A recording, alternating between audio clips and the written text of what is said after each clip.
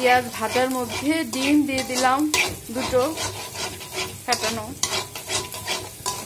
দুটো ডিম দিলাম।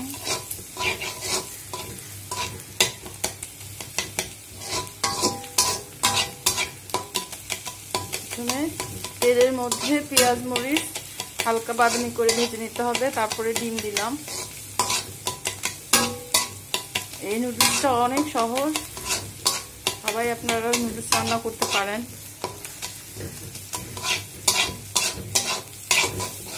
আমারটা অনেক ভালো হয়, সবাই খেয়ে বলে অনেক মজা হয়েছে, কিভাবে রান্না করেছে।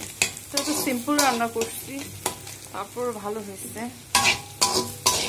সহজ রান্না শিখিয়ে দিলাম, ইচ্ছে হলে রান্না করবেন, দেখবেন ভালোই লাগবে। টমেটো সস দিয়ে দিলাম।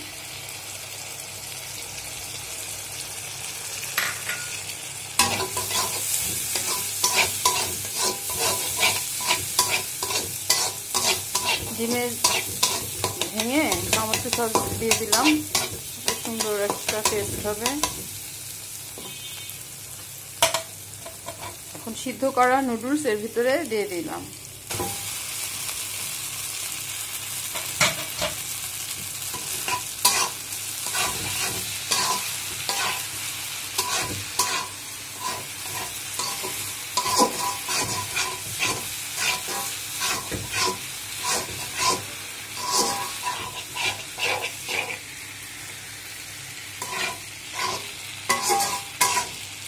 অত্যন্ত সহজ, সবাই পারবেন।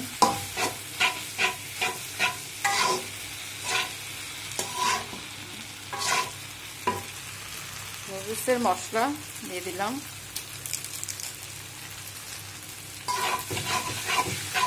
স্বাদ মতো সবাই লবণ দিয়ে দিবেন। আমি পেঁয়াজ ভাজার সময় লবণ দিয়ে দিয়েছি।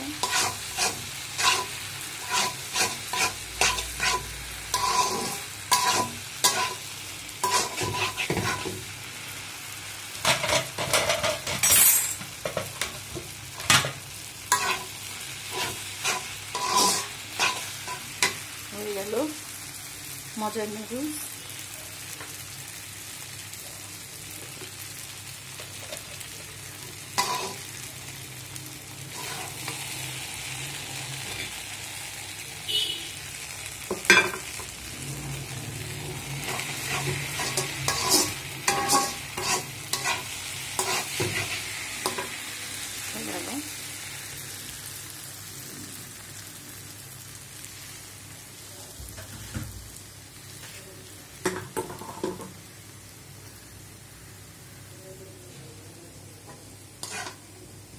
প্লেটে পরিবেশন করবেন কিভাবে দেখিয়ে দিচ্ছি।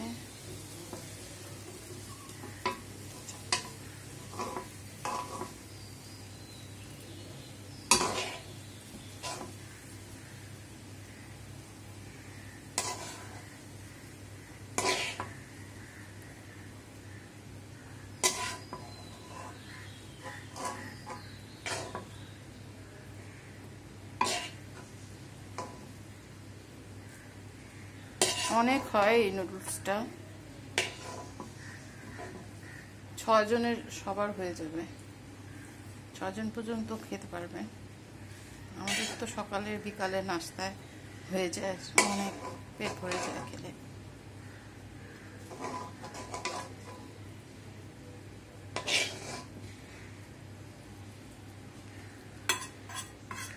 আরও আছে, আমি অর্ধেকটা পরিবেশন করে দেখাচ্ছি।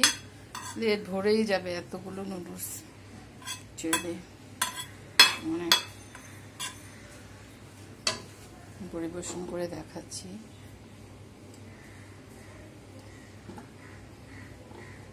দেখতেই পাচ্ছেন, শসা দিয়ে খেলে আরও রুচি হবে।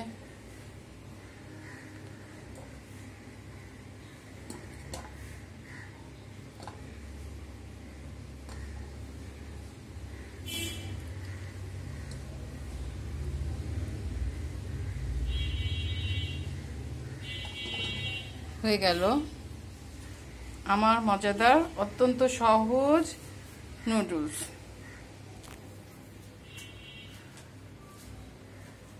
এই নুডলসটা হচ্ছে এই কোম্পানির